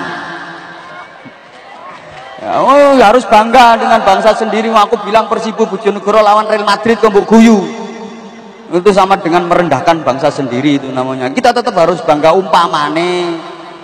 Nah itu membayar 200.000. Nah terus sama pengajian ditiketkan Anwar Zahid, sama-sama dari Bojonegoro, bayar 200.000. Ayo pilih pengajian apa pilih sepak bola? Pret potong kamu. Konser dangdut ditarik orang iman belas, tapi lengko pengajian yo engko sek 300.000 urunan. Halo, coba menyerahkan jiwa. Tak kasih contoh Sayyidina Hanzalah Ini betul-betul menyerahkan jiwanya, kesenangannya kepada Allah Subhanahu wa taala. Mbah ra digatekno kok. Sik bro, kontake bro. Tambah gare ribut iki kanca-kanca. Allahumma sholli ala Muhammad. Betapa mereka betul-betul mencintai Allah Rasulullah dan tunduk, betul-betul tunduk. Dulu ya, dulu. Para sahabat itu wah, peminum khamr, pemabuk berat, persis kelakuanmu. Iya, para sahabat itu dulu suka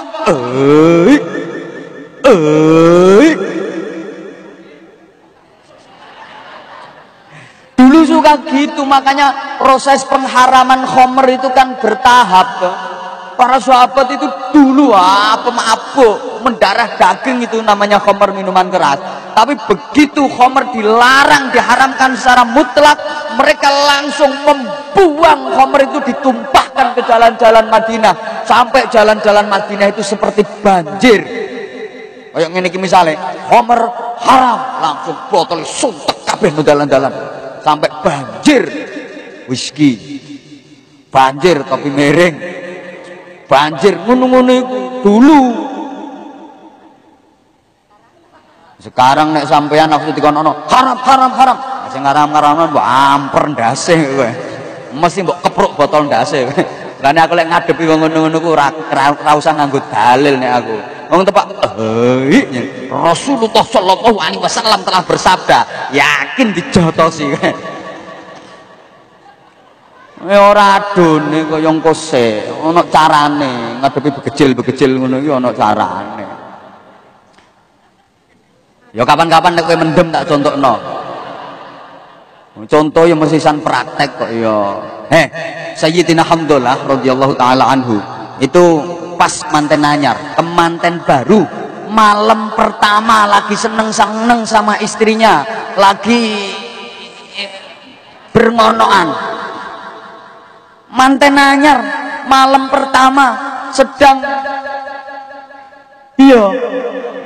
lagi seneng-senengnya sama istrinya, pas wayai kumpul sama istrinya berhubungan intim, ada pengumuman, ya khailallah irkabi, ya khailallah irkabi, wahai tentara Allah berangkat ke medan laga. Langsung dijabut, padahal wis meh loh. Ini hadisnya sahih, ini gak ngawur aku. Wis meh loh, wis meh. Begitu ada seruan kayak gitu, langsung dilepas, jabut ngono. Kok opone? Langsung dia pakaian, ambil pakaian, terus ambil senjata. Lo kan senjatanya dilepas. Ini senjata pedang. Berpakaian, ambil pedang, naik kuda, berangkat. Lali urung adus. Subhanallah, saking semangatnya kok. Dia meninggalkan senang-senang dengan istrinya di dunia, rupa-rupanya sudah disiapkan Allah. Dia nggak pulang lagi ke istrinya tadi.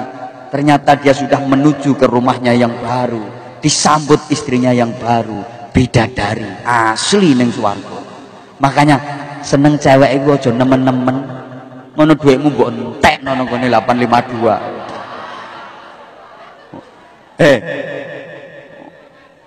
Wong saayu-ayune wong wedok donya kecut.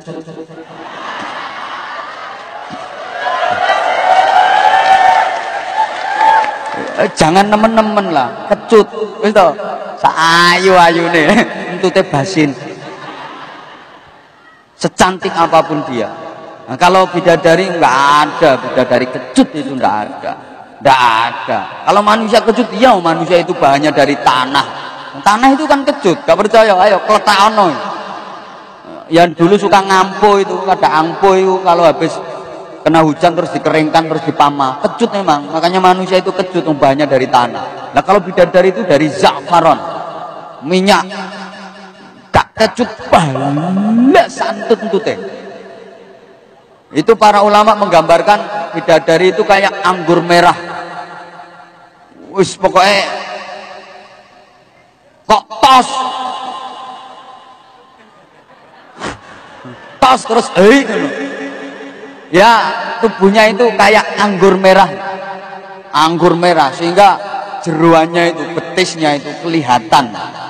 Kerongkongan betis itu kelihatan. Nah, para santri tak jelaskan kayak gini tuh menggambarkan, ngeri lah kayak tengkorak. Lah, kalau anggur merah terus betisnya kelihatan, sumsumnya kelihatan, ya ngeri ya kayak tengkorak gitu. Enggak kayak tengkorak gitu. Indahnya dari mana? Malah kalau dalemannya kelihatan itu kelihatan sumsumnya, kelihatan tulang-tulangnya. Jangan salah, para ulama itu menggambarkan seperti untaian yakut yang diuntai dengan benang emas. Batu yakutnya indah, benang emasnya juga indah, sama-sama mahal. Tapi yang jelas, bidadari yang sesungguhnya itu ya sulit digambarkan lah. Mala ainun ro'at, matamu belum pernah melihat. Wala udhunun sami'at, kupingku juga belum pernah mendengar. Jadi matamu belum pernah melihat, kupingku belum pernah mendengar. Duh, saking cantiknya kan bidadari nanti itu ada dua, bro. Ada bidadari asli yang memang disediakan Allah untuk menyenangkan orang-orang mukmin yang di surga. Nah, ada bidadari yang bawaan dari dunia yang kecutnya sudah dihilangkan. Mana-mana kan ya? Calon-calon bidadari. Nah, makanya biasanya zaman kan nek ngerayu kan bidadari yang tidak bersayap. Tapi yo kelek kecut. Ya Allah, duh, seperti itu. Kalau harta bagaimana? Subhanallah. Ketika di awal perjuangan Rasulullah menawarkan, ayo siapa yang mau mendanai perjuangan agama? Semua angkat tangan. Saya ya Rasulullah. Nah, misalnya ini, ayo siapa yang mau ikut nyumbang pesantren saya? Mulai ana sing minggat kayak lo.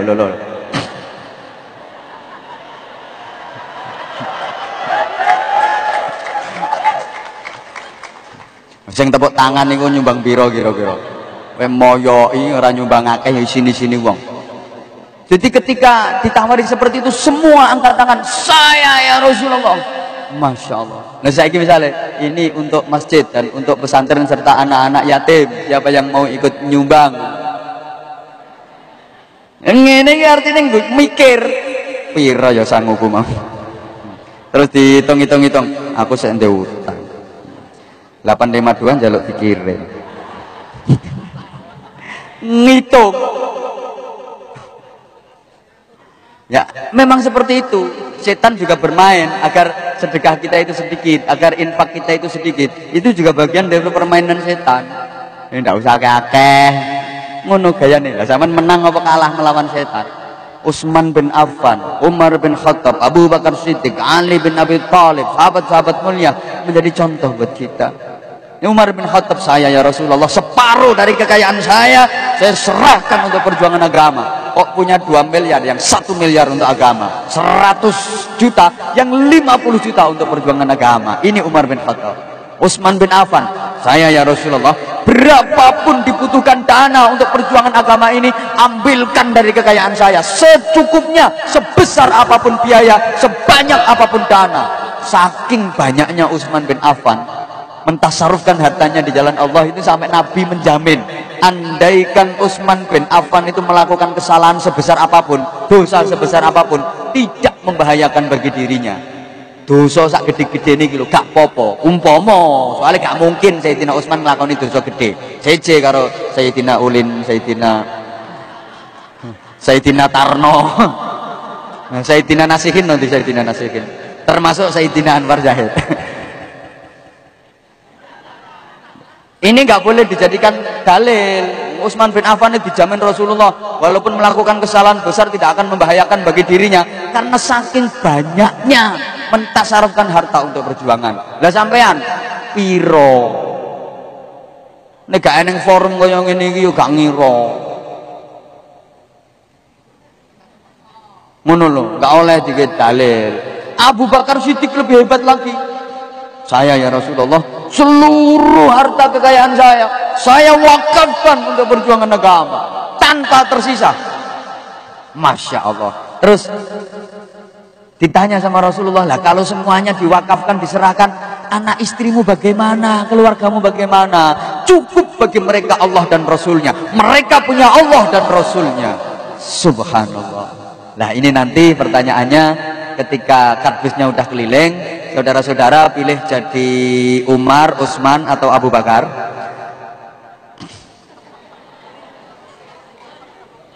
Halo. Nah kalau pilih jadi Umar, nah, misalnya sekarang bawa 60.000, berarti yang dimasukkan 30.000. Kalau bawa 100.000, yang dimasukkan tak jahit lambemu. Ini panitia malah jadi provokator. Kalau bawanya 400.000, ya dimasukkan 200.000. Itu Umar. Bawanya 500.000, bawanya 1 juta, ya 500.000 masukin. Umar. Nah, kalau jadi Utsman, bawa 500.000 masukin sak dompet-dompetnya.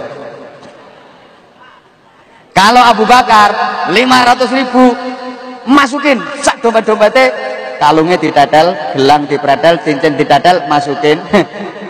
Kok katok? Katokmu regane piro? Sopo sing doyan katokmu? Sesuatu yang berharga, yang bernilai, bahkan bila perlu kasih cek. Nah, minta nomor rekening, transfer. Abu Bakar. Alah wong jenengku Tarno kok yang milih dadi Tarno ae.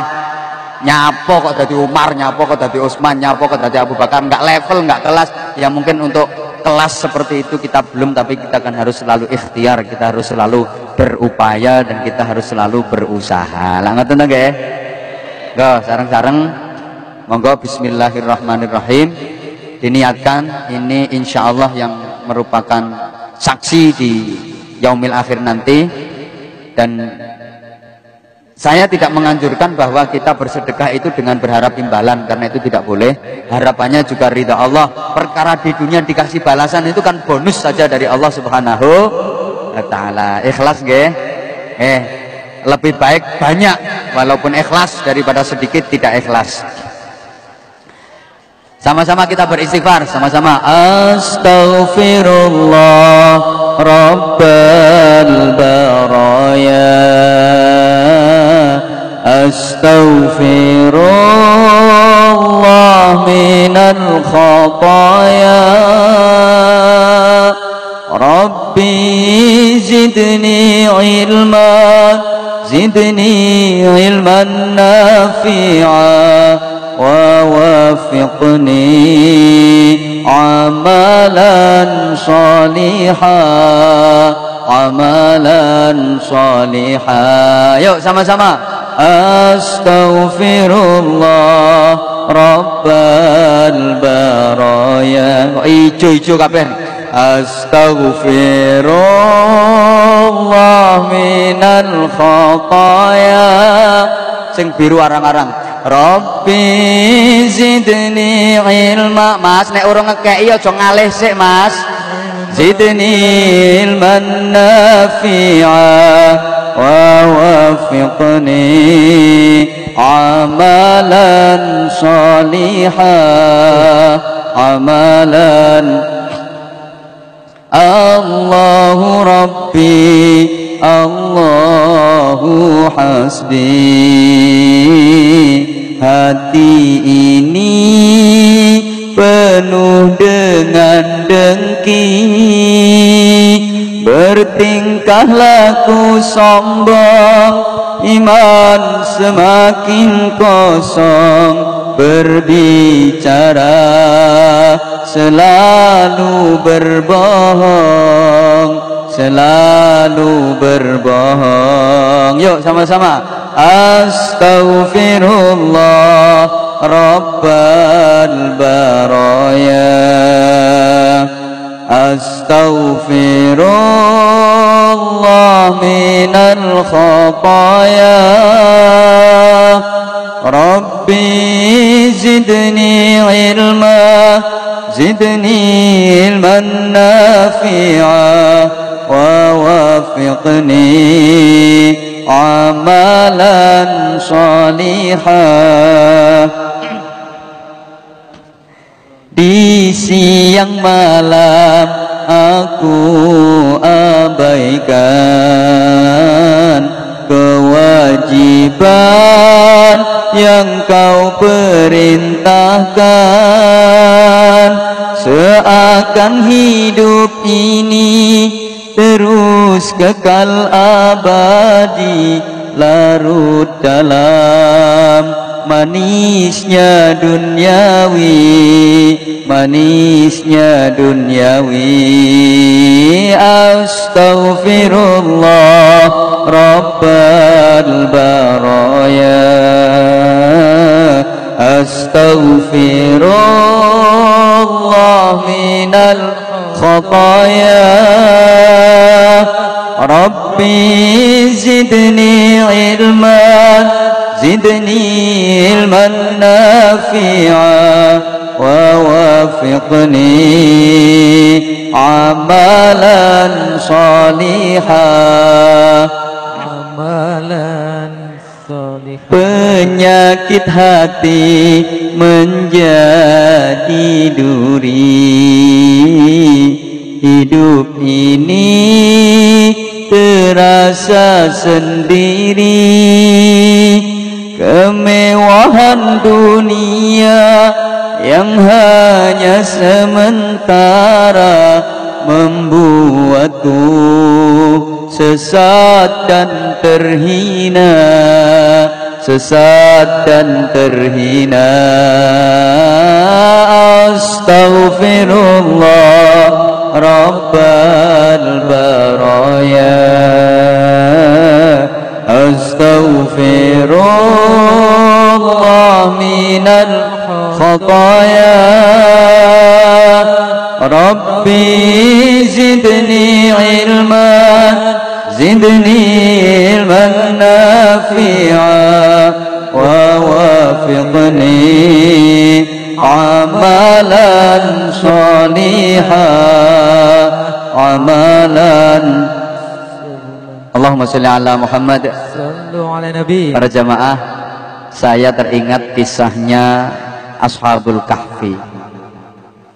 7 orang pemuda yang demi mempertahankan akidah, saking kuatnya iman, mereka rela berhijrah meninggalkan kampung halaman karena memang selalu diintimidasi oleh penguasa waktu itu, dikuyok-kuyok sama masyarakat.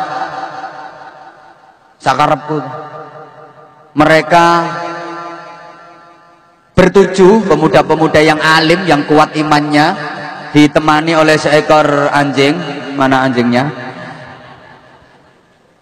Demi mempertahankan akidah, mereka berhijrah. Sebagaimana Nabi Musa dan kaumnya kan juga berhijrah. Sebagaimana Rasulullah Shallallahu Alaihi Wasallam juga berhijrah. Nah, bedanya Rasulullah bersembunyi, istirahat di Gua Thur agar tenang.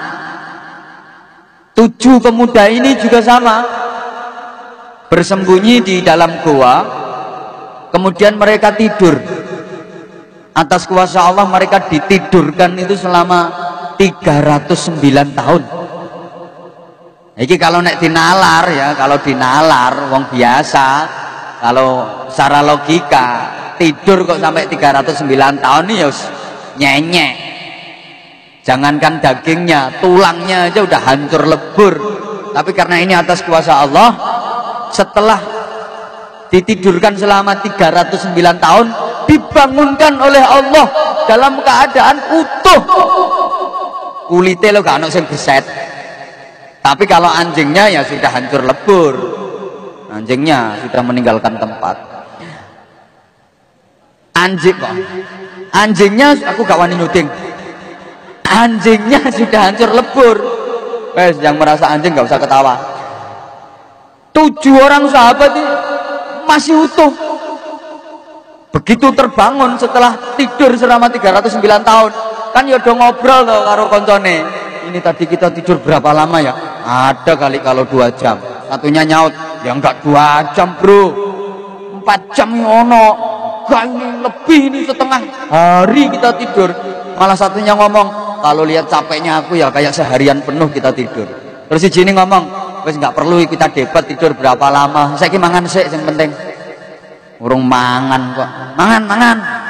Iki sing model kayak gini gile. Mangan. Ya ada yang keluar cari makan lah. Begitu keluar betapa kagetnya. Lah udah 309 tahun. Bayangkan ya, nggak usah jauh-jauh. Kim Hei sini loh 309 tahun yang lalu bagaimana kondisinya? Apa maneh kampungmu? 309 tahun yang lalu bagaimana? Begitu keluar ke tempat cari makan, beli makan, kata penjualnya, wah ini duit kapan nih? Duit zaman kalau bendu ndak payu ini duit. Ini ngomong, masa duit tak tinggal tidur kok bangun-bangun kok sudah nggak payu. Turumu kesuwen le, turu kok sampai 309 tahun, ini udah nggak laku. Nah kita nanti juga begitu, kita akan ditidurkan oleh Allah dengan sesuatu yang namanya kematian. Pada saatnya nanti sampean semua pasti akan bleksek. Kalau matinya sih nggak lama, begitu mati mudah banget. Tapi setelah itu kan kita transit ke alam barzah. Itu yang prosesnya mungkin lama, waktunya mungkin lama, ratusan ribuan bahkan mungkin jutaan tahun. Begitu nanti kita dibangunkan, kok masih bawa rupiah, masih bawa won. Di sana wonmu ndak payu, rupiahmu juga ndak payu, dolarmu juga ndak payu. Kok meneng? Yang payu, yang laku itu yang tadi dimasukin kardus, tapi rata-rata kok ijo ya tadi.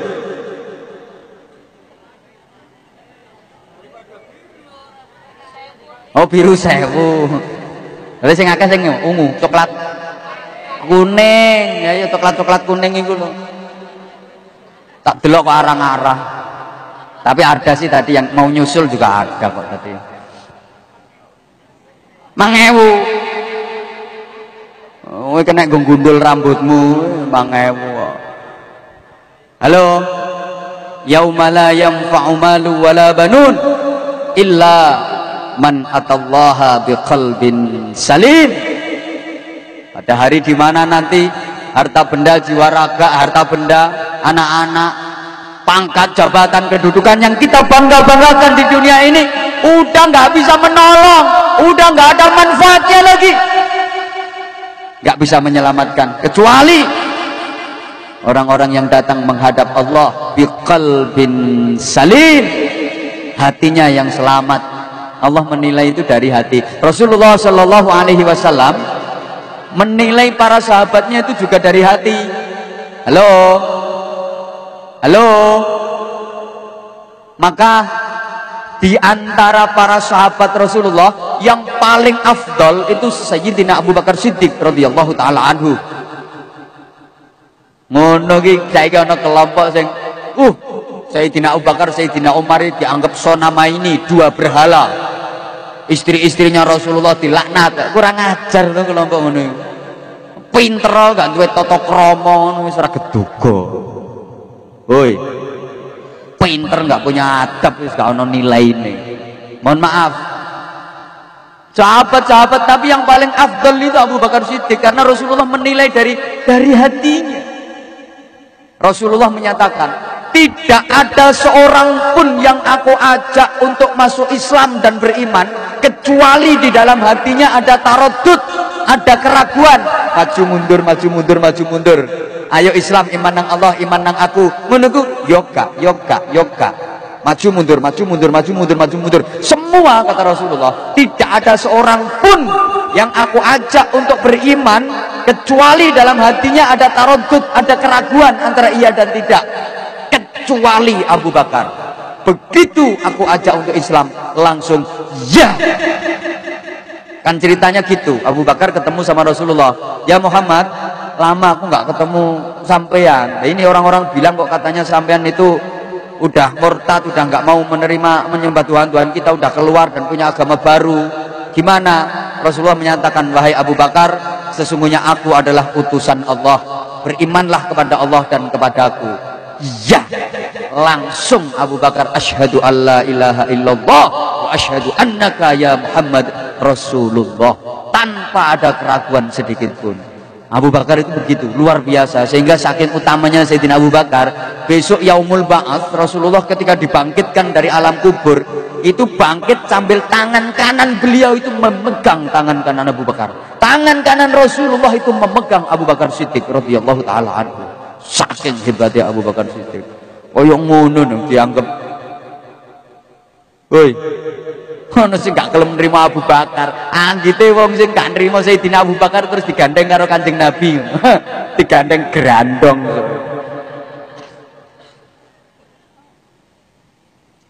Ma faddalakum Abu Bakrin illa bima waqara fi qalbih.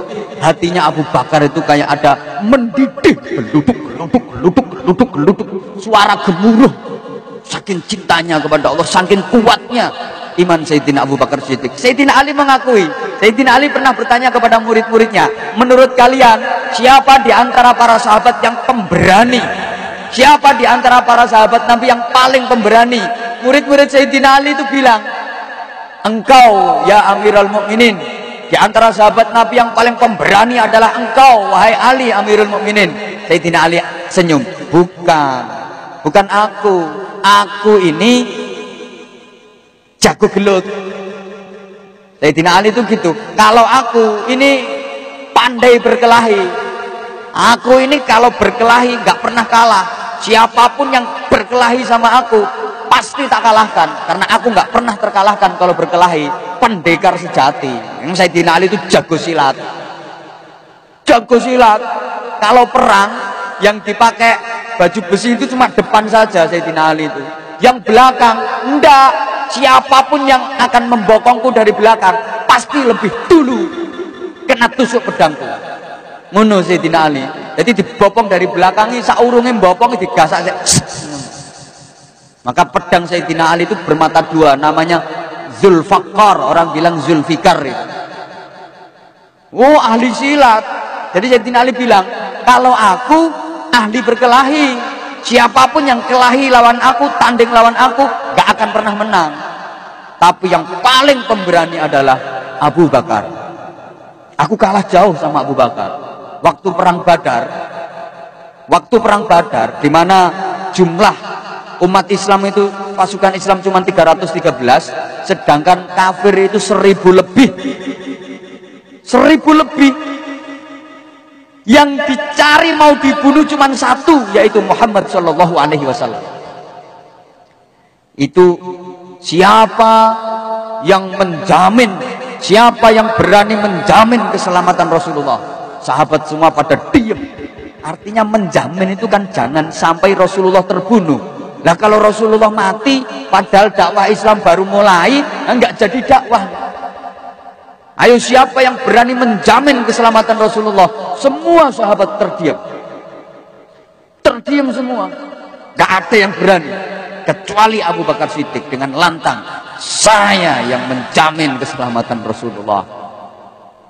Kalau sampai Rasulullah beset kulite paribasane, jaminannya adalah saya akan selalu melindungi Rasulullah.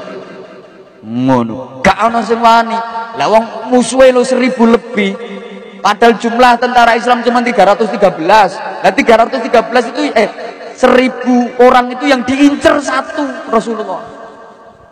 Kendele Abu Bakar Siddiq kayak gitu. Nah sekarang kita perangnya ndak kayak gitu saudaraku. Perang kita itu ya perang akidah. Ahlus sunnah wal jamaah harus betul-betul kita bentengi dengan kuat, jangan mudah diombang-ambing oleh aliran-aliran yang gak jelas. Halo, paham gak sampean? Sekarang mulai marak, mulai bermunculan. Ada yang bilang katanya wahyu yang disampaikan kepada Rasulullah itu ada yang kancret, ada kurang. Ya, masa malaikat Jibril kok mengkacretkan wahyu? Orang genah toh. Mbuh, pokoknya nek saya ikut Ahlus Sunnah wal Jamaah yang dibawa oleh para waliullah terus disebarkan oleh para kiai wis iku wae. Padha-padha gak roh dalile lho sampean. Manut sing genah, manut sing jelas. Ngoten mawon nggih. Nggih, mudah-mudahan ini saya yang sampaikan bisa menambah wawasan kita. Pertama dari segi keimanan, mudah-mudahan iman kita semakin kuat, akhlak kita semakin bagus. Ukhuwah ini, persatuan ini mudah-mudahan merupakan ukhuwah fid dini wad dunya wal akhirah. Terus jaga persaudaraan, jaga kekompakan, ini nilainya sangat mahal. Kerukunan seperti ini yang kita inginkan, kerukunan seperti ini yang kita harapkan. Insya Allah kalau mau rukun semuanya akan barokah. Ala hadhihi niyah wa ala kulli niyatin shalihah. Bijahi Nabi Rahmah wa syafi'il ummah wa biniyatid du'a wal qabul wa ijabatis sul wa husulil amali wal ma'mul bijahi Sayyidina Rasul Muhammadin sallallahu alaihi wasallam ala ma nawaina wa ala ma nawaw bihi salafuna salihun najarakumullah. Al-Fatihah. A'udzu billahi minasy syaithanir rajim. Bismillahirrahmanirrahim. Alhamdulillahi rabbil alamin. Ar-Rahmanir Rahim. Maliki yaumiddin. Iyyaka na'budu wa iyyaka nasta'in. Ihdinas siratal mustaqim. Siratal ladzina an'amta 'alaihim ghairil maghdubi 'alaihim waladdallin. Rabbighfirli wa liwalidayya wa lil mu'minina amin ya rabbal alamin. Allahumma shalli 'ala sayyidina Muhammadin wa 'ala alihi wa sallim wa radiyallahu tabaraka wa ta'ala an kulli sahabati Rasulillahi ajma'in. Walhamdulillahi rabbil alamin. Allahumma ij'al jam'ana jam'an marhuma wa silatana silatan mubarakah wa tafarruqana min ba'dihi tafarruqan ma'suma. Allahumma innaka ta'lamu dhunubana faghfirha wa innaka ta'lamu uyubana fasturha wa innaka ta'lamu hajatina faqdiha kafa bika waliyya wa kafa bika nasira. Allahumma tsabbit imanana wa nawwir qulubana wa sallimna fid dini wad dunya wal akhirah. Allahumma inna nas'aluka al-khaira kullah wa na'udzubika minasy syarri kullih ya man biyadihil khairu kulluh. Allahumma lakal hamdu wa minkal kharaju wa ilaikal mushtaka wa antal musta'an wa ilaikal tuklan wa alaikal balagh wa la hawla wa la quwwata illa bik. Rabbana atina fid dunya hasanah wa fil akhirati hasanatan wa qina adzaban nar wa qina adzaban nar wa qina adzaban nar wa adkhilnal jannata ma'al abrar bi rahmatika wa fadlika ya azizu ya ghaffar ya halimu ya sattar ya rabbal alamin. Jazallahu anna sayyidina Muhammadan sallallahu alaihi wasallam ma huwa ahluh bifadli subhana rabbika rabbil izzati amma yasifun wa salamun alal mursalin walhamdulillahi rabbil alamin. Subhanakallahumma wa bihamdik asyhadu an la ilaha illa anta subhanaka inni kuntu minadh dhalimin. Subhanakallahumma bihamdik asyhadu an la ilaha illa anta astaghfiruka wa atubu ilaih. Aqulu qawli hadza wa astaghfirullahal azim li wa lakum. Terima kasih segala perhatian. Salah khilaf dari ucapan, sikap dan hati saya mohon maaf yang sebesar-besarnya. Insyaallah dan mudah-mudahan Allah mempertemukan kembali di lain kesempatan dengan suasana yang lebih indah.